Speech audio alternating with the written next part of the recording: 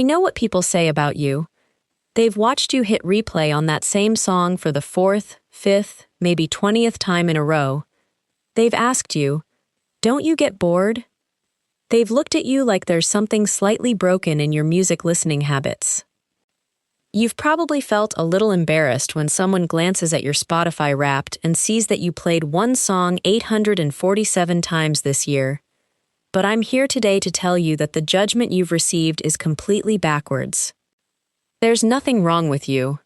You're not stuck in a loop. You're not avoiding musical growth. You're what neuroscientists would call a depth processor, but I prefer a different term. You're a sonic archaeologist.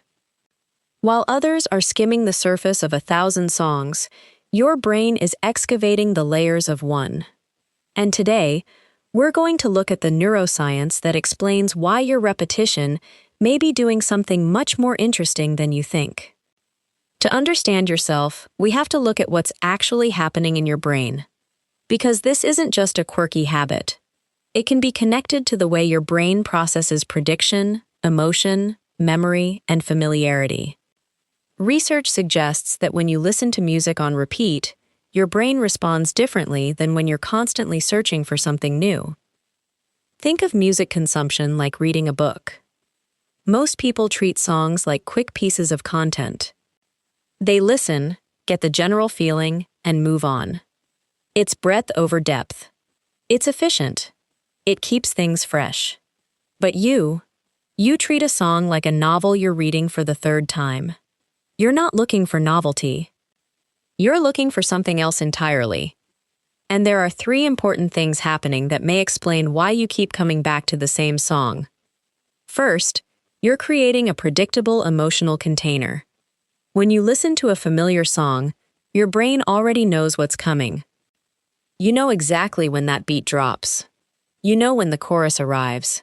You know when the melody changes. And your brain can actually enjoy that predictability. This is one reason the 20th listen can sometimes feel better than the first. You're not experiencing the song as something completely unknown anymore.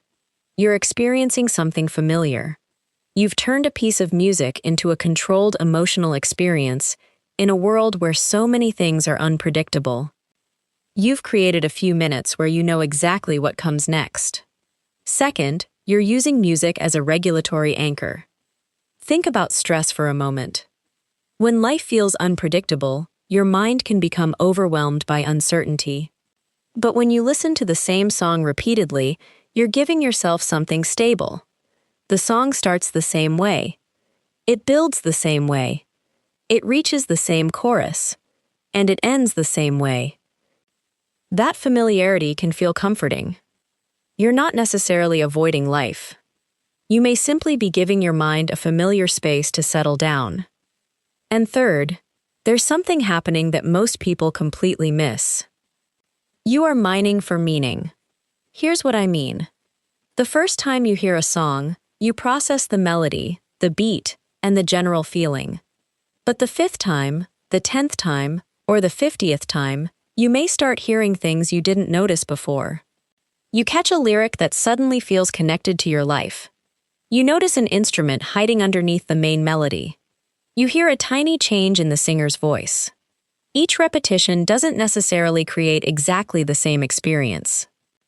Sometimes it creates a deeper one. You are not stuck. You are searching. And what you're searching for is often something you can't easily explain. Sometimes it's a feeling you're trying to understand. Sometimes it's a memory you're trying to hold on to. Sometimes it's simply a sound that makes you feel like yourself. Now, you might be asking, if this is so normal, why does it sometimes feel compulsive? Why do you sometimes feel like you can't move on to another song? This is where we need to understand the difference between regulation and avoidance. There can be a point where repetition helps you, and a point where it stops helping.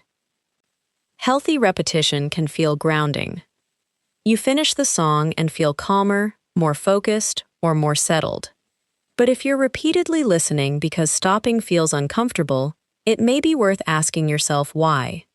The important question is, am I listening to this song because I enjoy what it makes me feel, Or am I using it to avoid something I don't want to feel? That question can tell you a lot about yourself. Here's the beautiful paradox about repetition. We live in a culture obsessed with novelty. The next song, the next video, the next trend, the next thing. But choosing to stay with one song is almost the opposite. It's choosing depth over constant novelty. It's allowing yourself to experience something again and again until you notice details you missed before. And maybe that's why you don't get bored. You're not listening to the same song in exactly the same way every time. Your mood changes. Your thoughts change. Your memories change. And because you change, the experience can change too. So stop apologizing for your repeat button. Stop feeling embarrassed when your music statistics show that you've listened to one song hundreds of times. You don't have to be ashamed of something simply because someone else doesn't understand it. But remember one thing. Use repetition as a tool, not a cage. If a song helps you feel, let yourself feel. If it helps you relax, enjoy it. If it brings back a meaningful memory, appreciate it. But if you notice that you're using it to constantly avoid something important, take a moment and ask yourself what you're really running from. Because sometimes the song isn't the problem. Sometimes the song is simply showing you something about yourself. And the next time someone asks you, "How can you listen to that song again?" Take a breath and remember, you're not necessarily stuck in a loop. Maybe you're simply someone who experiences things deeply. Maybe you're someone who values familiarity. Maybe you're someone who notices details other people miss. Or maybe you just found a really good song. And that's okay. Because in a world that constantly tells you to move on to the next thing, sometimes there's value in staying long enough to truly experience what you already love.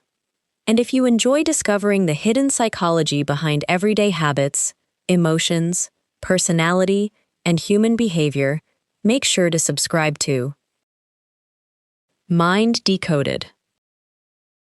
Because here, we don't just look at what people do, we decode why they do it.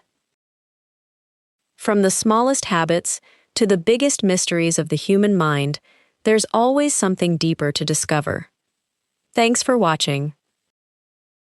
Mind Decoded. And remember, the more you understand your mind, the more you understand yourself. I'll see you in the next video.